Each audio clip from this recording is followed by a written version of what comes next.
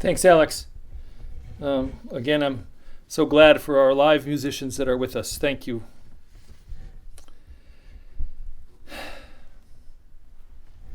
I think a crisis compels us to shift our sense of love from a nice notion that no one disagrees with and oftentimes people don't practice to a love that is present and operational.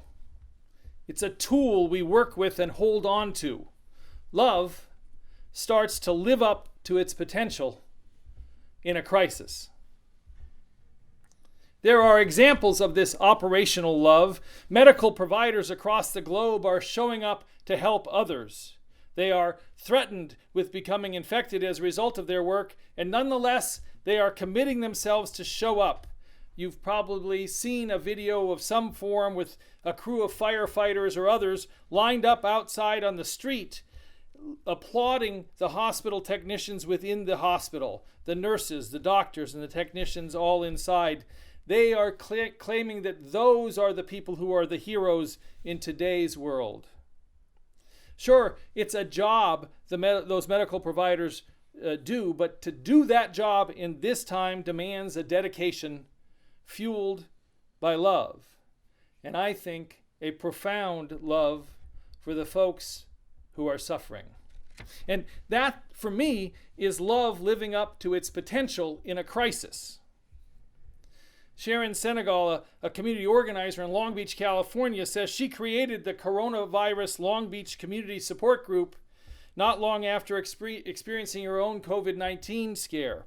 After a week-long quarantine, Senegal was ultimately found to have another respiratory ailment, but she emerged from that quarantine eager to help others who would be impacted. I started a Google Doc that basically asked, "What are your needs?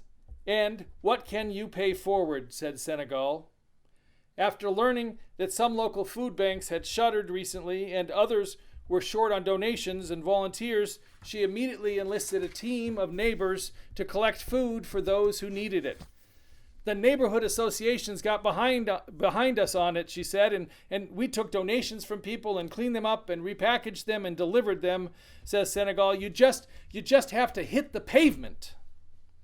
Since then, the Long Beach group has grown to more than 700 members, and their volunteers have been scrambling to drop off groceries for seniors and folks who are at risk, and to make and distribute homemade hand sanitizers and face masks, and provide guidance to small businesses. They've even launched a website to help direct folks to resources and information. Senegal says seeing her community come together has been a beacon of positivity during a dark time. Every day I'm touched, I'm emotional, I'm so grateful, she says, because I see so much unity, so much love, and so much giving. You just have to hit the pavement. So much love and so much giving. That's another example of love living up to its potential in a crisis. I want to include in my examples a local volunteer effort to make reusable face masks to help healthcare workers and those most susceptible to COVID-19. Face masks from the Keweenaw currently has over 500 people helping, and it is looking to recruit more. Their goal is to produce 10,000 reusable face masks, and to date they've produced over 1,000. Members of our congregation are cutting elastic and sewing masks as part of this effort. The minister's discretionary fund and individual members have made donations to the face masks for the Keweenaw. It feels to me like another local, straightforward example of love living up to its potential in a crisis. Even as apprehension and anxiety populate our mindset right now, the operational active love is motivating us to do what we can to care for others. Our participation in the stay-at-home declaration to minimize the intensity of the virus's spread can be seen as a loving action, in particular to protect those most vulnerable, but it is also our shared resistance to a common threat. If we do it right, we're saving the lives of so many and we're doing it out of love for one another. That's active love, and we found it in a crisis.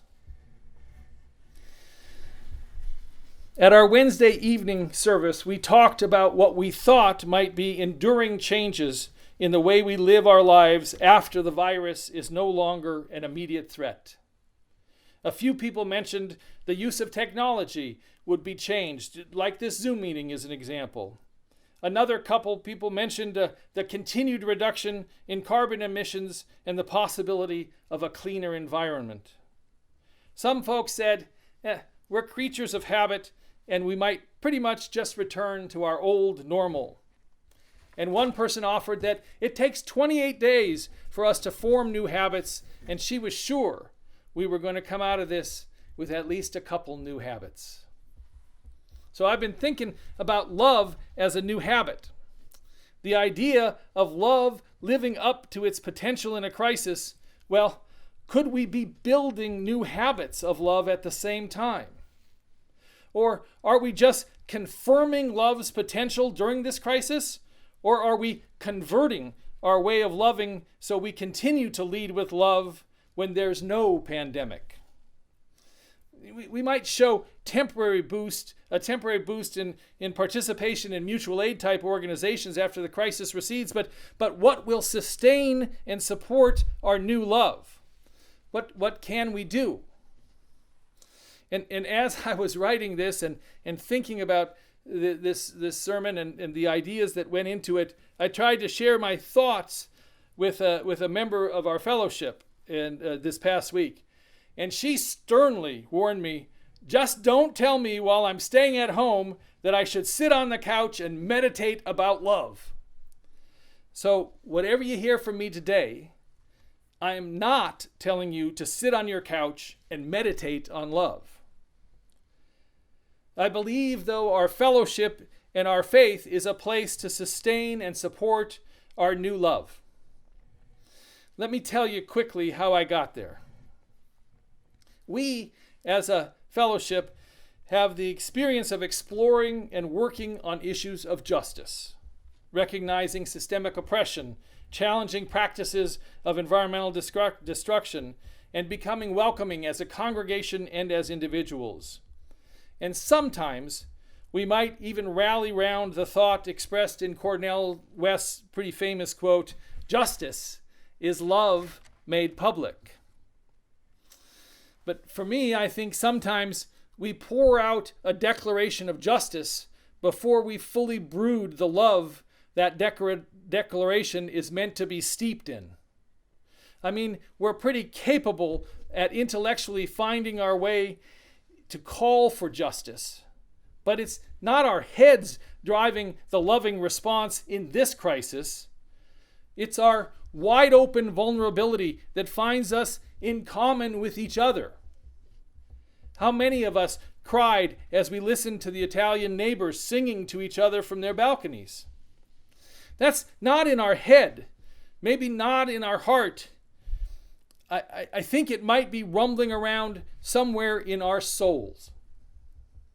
And somehow, and I don't have this all figured out, but my gut tells me that we're moving past our vulnerability and tapping into our soulful capacity to connect with others is the full potential of love. And damn it, I hope it is a habit we change as we come out of this crisis. Let's come out with a new love. Let's come out committed to keeping that love alive. Let's make that happen together. Alex?